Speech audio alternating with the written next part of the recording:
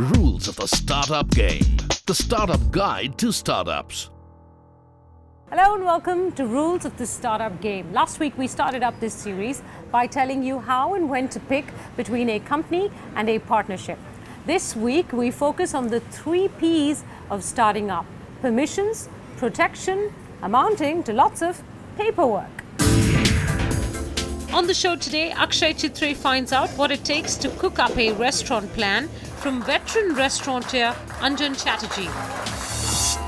Priya Parab recounts her manufacturing saga.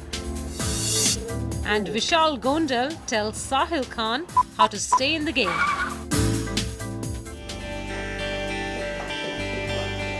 "24-year-old Akshay Chitre started Zenzi Mumbai, a takeaway kitchen, 6 months ago. Now he's dreaming of his own place.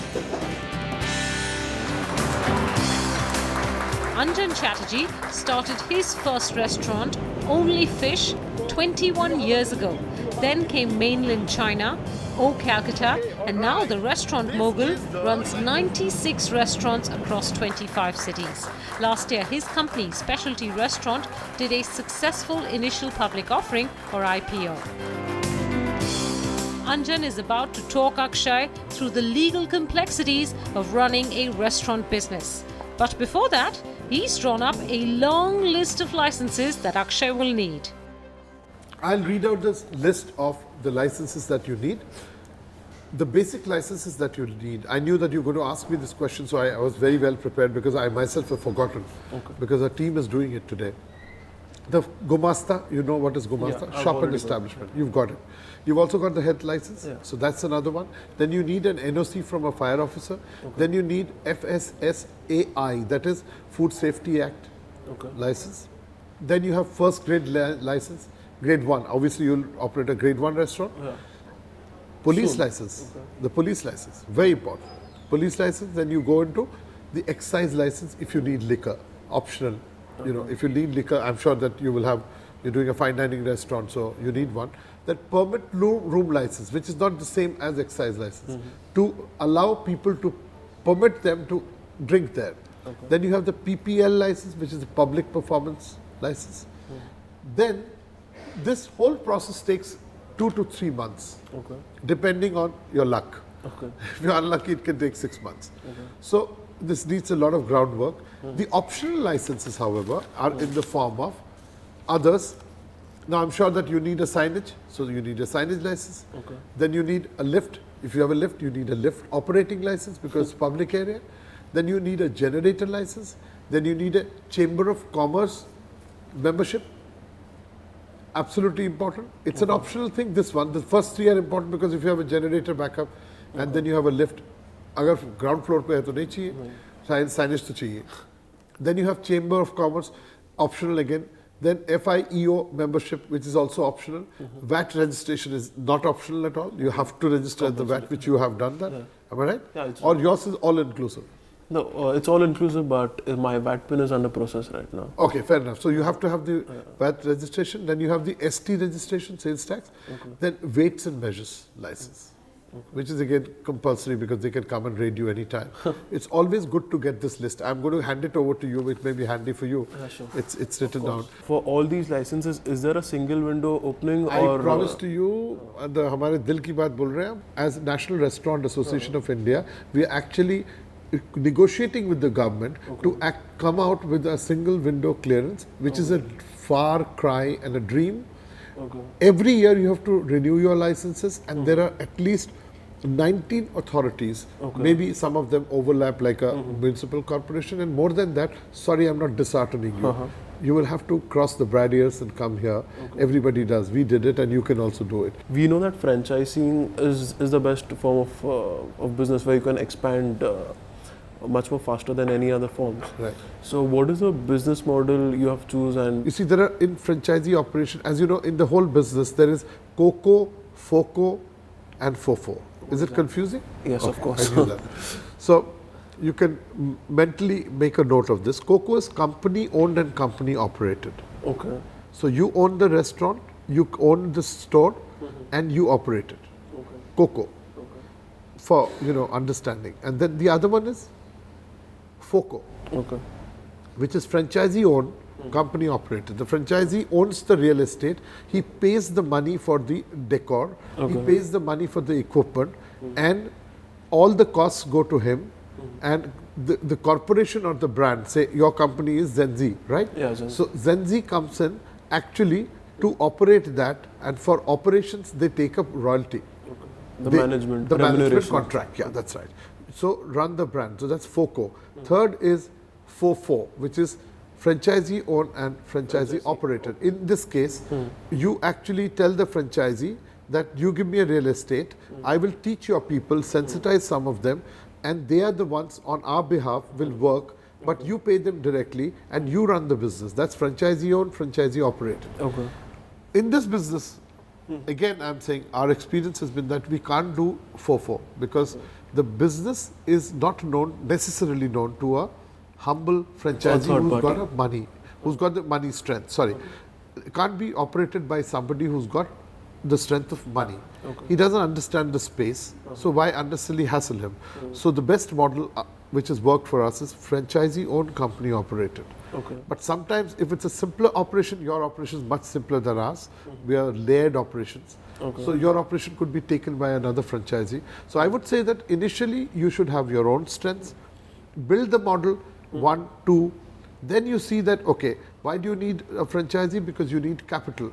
One route for you would be debt, the other one would be equity, or you could get it through the franchisee. He invests in your business and you teach him how to do it. He can even do a FOFO. In your case, FOFO is possible. But ours is a much more complicated business. Fine dining, detailing, food, structure. So it's difficult for them. So since I see this mainland China on my glass, I would like to know if I want to make my Zenzi Mumbai as a brand, what is the IP and the registration required, and in which class can I See, the register myself? intellectual property rights allow you to go across. You go to the trademark authority and make Zenzi Mumbai, whatever, and register it, and also take the rights. You have to go through a trademark lawyer.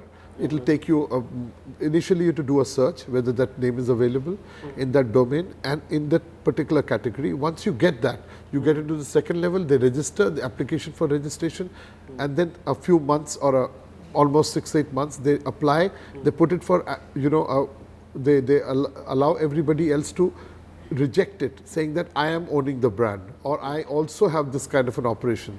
So if there's no objection, then you get the registration, and this is trademark, and that's you better. I hope you've done that. Yeah, it's in my process. So But it's applied for. yeah, it's Applied for, blocked. There's nobody like Zenzi Mumbai. I don't think so. Inshallah. I mean, that, because brand is what will get traded, because it's that's your biggest possible strength going forward. You have a big company where you have restaurants in Mumbai, Chandigarh, and various other places. So how is the law structure of each state different, and which is the most friendly state for a restaurant? See, to be very honest with you, the number of permissions are broadly same. Okay. And the issue is that it's not a uniform law. Every state has its own, interpretation of an A issue, B issue. They're by and large on the same lines. But every time you go to a new state, so my humble suggestion to you would be, before you get into another state, every state has a law. So kindly consult or go to the internet, find out what are the laws of the land to go across and get the license. How can one get the wine license for the restaurant, and what is the time limit and the cost associated to obtain a wine license? Because I have heard it's very expensive otherwise. It all depends on the state government of, Maharashtra has a licensing fees. There are two kinds of structures here. One, you can get a wine and beer license. The other one is the hard liquor license. So everything cumulative, it all depends on the state, but in a Maharashtra kind of a place, it's around 6 to 7 lakhs. But it peaks up to a level of around 42 lakhs in a state called Andhra Pradesh. 42 lakhs. Is this fee only for 1 year or? Only for 1 year. Coming up, meet do-it-yourself Priya Parab, who set up a manufacturing unit in Mumbai and made it through a maze of licensing and documentation all by herself. Rules of the startup game. The startup guide to startups. You're watching a special series on all things legal when it comes to starting up. This episode is focused on the various government permissions needed when it comes to getting started up. And our next story is about a brave woman in a world full of licenses. 15 years of working corporate jobs. And then in 2008, the entrepreneurial bug bit Priya Parab. The desire to give her children a nutritious breakfast led to the creation of Vihan Natural Healthcare, a private limited company that manufactures breakfast cereal, Stroms. For the first 2 years, Priya outsourced the manufacturing. But then, unhappy with their quality control processes, she decided to set up her own manufacturing unit. When I was outsourcing this manufacturing of these products initially, I got a chance to try out my product, the outcome of my product on various machineries. So I had by the end of 2 years, I had a good feel of what works, what does not work. So when I wanted to set up my manufacturing unit, of course I had a very senior food technologist whom I was consulting for, I used to take him along, and we used to go to suppliers of machineries and do a lot of trials there. And that's how I decided on what are the machineries that I would require in my manufacturing unit, which gave me the best output. The first step was to rent this 900 square feet plot in the Mumbai suburb of Mulund. At that very time, Priya had to project future output to make a start on her registration at the Joint Directorate of Industries. The local office for Mumbai region is at Chunabhatti. That is basically, you have to give a project report which mentions the investment, total investment that you have done, the project cost. If it's a manufacturing, then the machinery is involved. Even for a service industry, you can get the registration done. And depends on the type of company. So if it's a proprietorship, then your personal details. If it's a private limited company, then you talk about the memorandum and articles of association, a board resolution, a list of the directors with their names and addresses. With these basic documents, they will ensure whether it's a micro, whether you fall under the micro, small or a medium category. So below 25 lakhs of investment would be a micro unit. The first level is a EM1, that's an Entrepreneur Memorandum 1. That's the first certificate that's given. With that, you go to the Pollution Control Board. You first take a consent from them to establish a unit. Then you go to your local ward office, get a factory license, a gumasta, that's a shop and establishment license.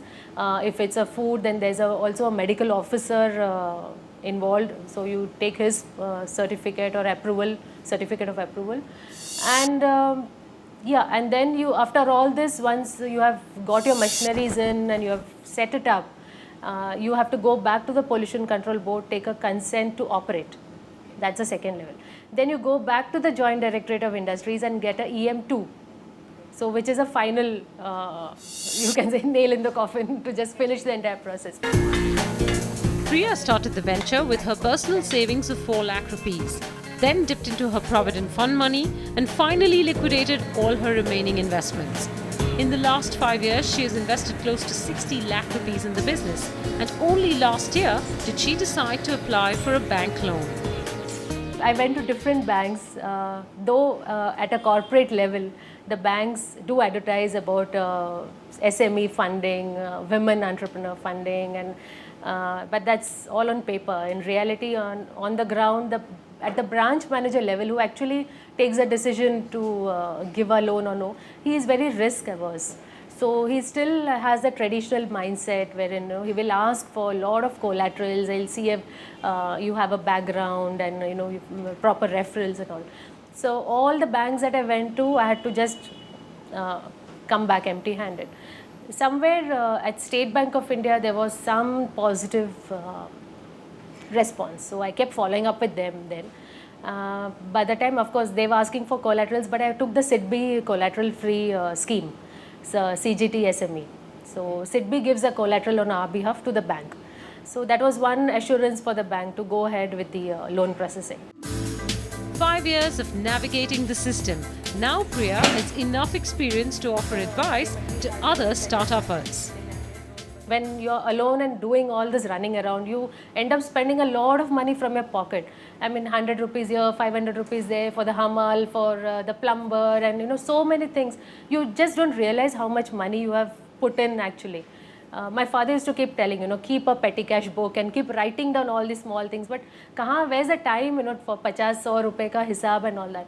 But eventually when I was asked, to give all these, put everything on paper and submit all this to the bank and filing my returns and all, I realized that more than 1 lakh of rupees throughout the year I've just spent in this miscellaneous things.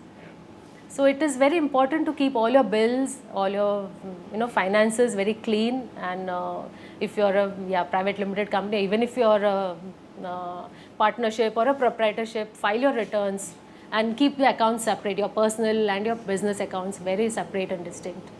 Coming up, Lazy meets God, and the conversation turns to IP.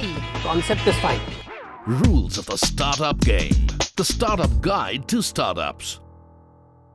8 out of 10 startups today are in the technology space, gaming, apps, and all that jazz. You could have the next big idea, but it won't be worth much without IP protection.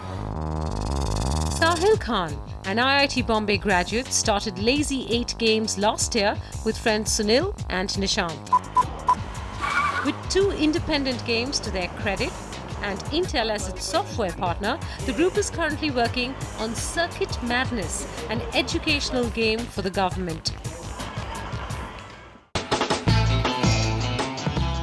In India, there is but one god of gaming.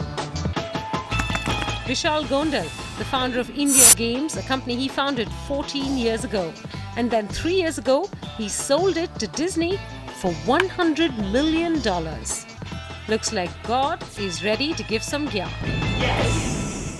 My first question is what are the IP issues related to gaming industry? See, normally as a startup, whenever you're creating games, there is a chance that once your game is successful, people may copy your game. And there can be various kinds of copying. People can just take your concept of the game and copy that. Some people may actually take your game graphics, the same name or music or sound, etc., etc. So it's always a good idea to see where all you can protect your things. So what you would normally do is once a game launches and once it starts becoming popular, you can immediately apply for a trademark and you can copyright the characters as well as the music. However, copyrighting the game mechanic in itself is a lot more expensive and a lot more difficult because somebody can just change the game a little bit here and there and make a new game. So I would clearly recommend you to look at the trademarking option much more strongly, and clearly don't spend a lot of money in that. What are the elements of the game can be copyrighted and that can be trademarked and can be patented? Trademark is really the brand name itself and how the name of the product and the logo and the style, that can be easily trademarked. But copyright is a little more tricky because copyright is more about the characters itself, the sound, the music, the style, the color scheme, and a lot of those things. So those can be in a way copyrighted. Patents go a little more deeper. So patent can be algorithms or some kind of a new game design or some kind of a process or some kind of a technique which you are using. So that has to be very well defined, and patent documents can go into hundreds of pages. So patents are a lot more complex. The simplest is trademark, and then in the middle comes copyright. Vishal, let's say I like a movie or a comic character and I want to build a game on that. So what are the procedures that I need to follow for that? So licensing is required for that, and whether it is a movie studio or a comic company, you have to approach them, give them a proposal, and then they will give you, if they decide to give you, they will give you a license to use the name. Typically these licenses are for 2 to 3 years, and you have to give them a royalty for using the brand name, etc. And in certain cases they may also ask you for an upfront amount of money. So again, it all depends on which the brand is and what your deal is. And these are very standard contracts. These are called licensing arrangements, and it is quite prevalent, and we've done a lot of these licensing deals ourselves, and I think it's pretty straightforward and easy to do. So let's say I've made a game, and when I was viewing other games, I found that some other game with the same concept as of mine. So should I launch the game on the? See, the concept is not as copyable or as patentable or protectable. Concept is fine. The challenge is when you are using graphics or images or names or characters or sound which are somebody else's. And a lot of people, they do is they just go to Google and search for some music, download it and use it in their game, which I think is extremely wrong and you should be careful of. So the best thing to do is you either have a music guy create a music for you from scratch, or there are number of open source resources or open license resources which are free. You can go and use those sounds, or you can even buy sounds by paying $50, $10, $20, $30 for the game itself. So it will always be better that you figure out a way to do this rather than just go to Google and download images and sounds and other things. Is there any specific involvement of government in gaming industry related to violence, censorship or religious aspects? See, the government itself does not have any interference in the games industry. However, all the platforms we work with and the Indian IT Act is definitely something which is governing us, because if you put the game online, it is governed by that. So clearly, all the hate speeches or any kind of illegal material cannot be part of your game. Plus, when you work with platforms like Nokia or Google or Apple, they have their own guidelines which you have to follow, which is even stricter than some of the guidelines. So it is unlikely that you will be breaking any of the laws if you are creating games for any of these platforms. I'm currently developing a game and I'm using some historical places and some real locations. So from whom I need to take permission for that? See, any historical place, any name of city, country are all in the public domain. Yeah. You don't need permission for that. However, if you are using a name of a brand or a celebrity or a real person, that could be challenging, and you of course need licenses to do that. So you can't have a printer in your game and call it HP, because HP is a real company. Of course you can have a standard printer and call it LOP, that is fine. So if it's a fictitious character, it is fine. If it is geographical facts or scientific facts and all of that, it is fine. But if it is a name of a person, a brand, a product, or any copyrighted thing, is a challenge. Vishal, as you know, code is the backbone of the game. So who owns the code, a company or employee? And do I need to sign an agreement with the employer for that also? Well, of course, the company owns the code. If in your contract you have said that the employee is coding for the company, but if you say that the employee is making the code for himself, then of course the employee owns the code. So for this also we need to sign a separate There's a standard employment agreement which comes, and you can get all these templates online. Most American states boast of a one-stop capital shop. UK has the direct access government online resource, and then there's Enterprise One in Singapore. All these are online resources that give entrepreneurs comprehensive information on the different legal processes involved. I suspect in India you have to go from department to department to department to get all your paperwork in place, which is why I wish we could have covered more types of businesses on this show. Unfortunately, time is up. But write to us with your questions and we will get experts to answer them. Next week, we go back to school for the do's and don'ts of contracts. Remember to tune in.